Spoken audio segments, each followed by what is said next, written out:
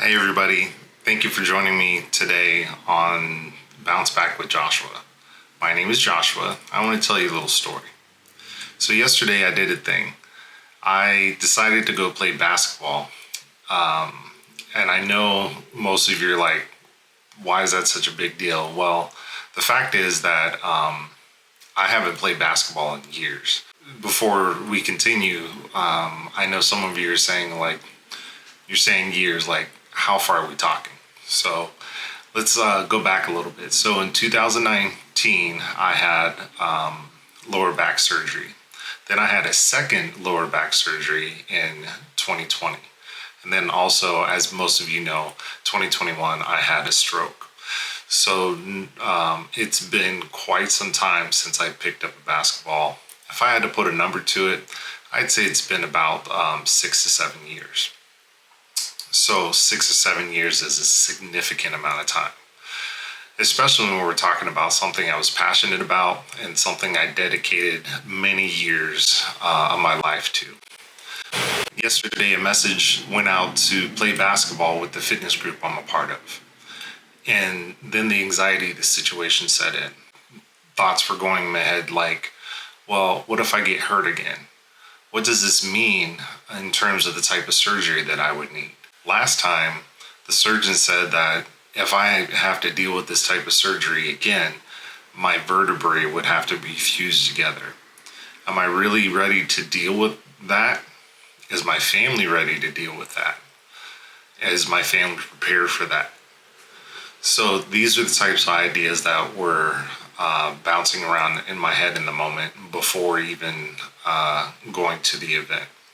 So to the casual observer, these concerns are over the top, preposterous even. In 2002, while playing a game of basketball with my then girlfriend, now my wife, I had a non-contact injury. I managed to herniate my L4, L5 vertebrae. Sometimes in dealing with anxiety, our reasons for concern are justified. Past experiences and history have proven not to go in our favor. Things have gone wrong or have managed to cause us trauma. Other times, anxiety is our body's reaction to preservation. Maybe you're peering over a ledge, or standing at the top of a building outdoors, or about to skydive for the first time. Those and many similar situations cause our bodies to revert to a flight or flight mode. And still at other times, our anxiety has no reasonable justification.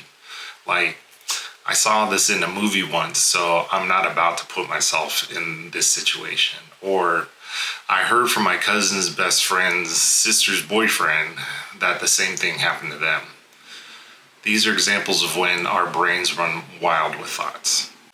In dealing with anxiety, there's a significant difference between knowing a thing versus believing a thing. First, I reason with my wife. I share with her my concerns and feelings surrounding the situation. Her already knowing my past played a significant role in my sharing with her in the first place. And she's been there every single step of the way in all of my recoveries and gave me a positive response. Go do it, babe.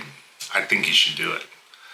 That was my first step because that meant to me that I had my wife's support, and God forbid, if the entire situation went south like my head was prepared for, I had her support. Second, I played out the scenario. Joshua, you're about to play basketball with new friends that support and care for you.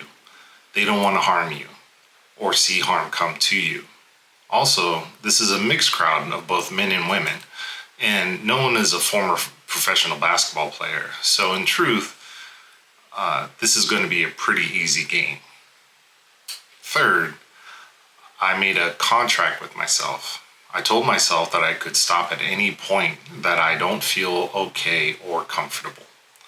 That included sitting on the sidelines, stretching, putting on my shoes, warming up, or even during play.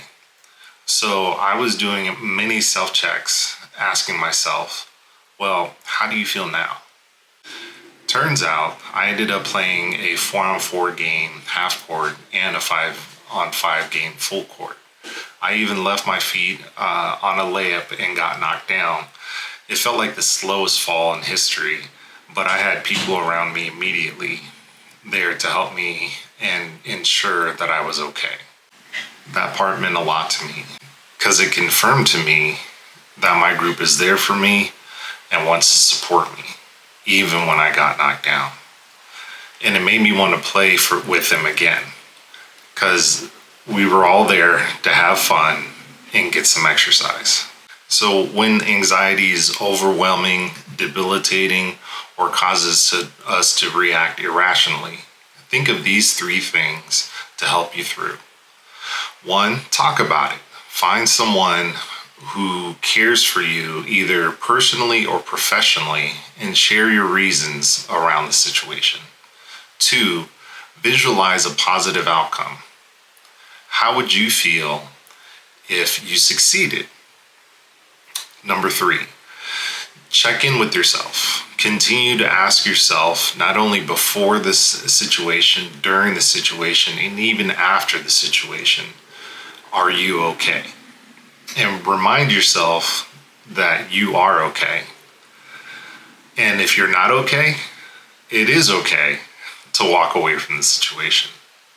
No one is going to think less of you. And if they do, they don't deserve to be around you in the first place. This has been Bounce Back with Joshua. Thank you so much for joining me today. I look forward to talking to you soon. Take care.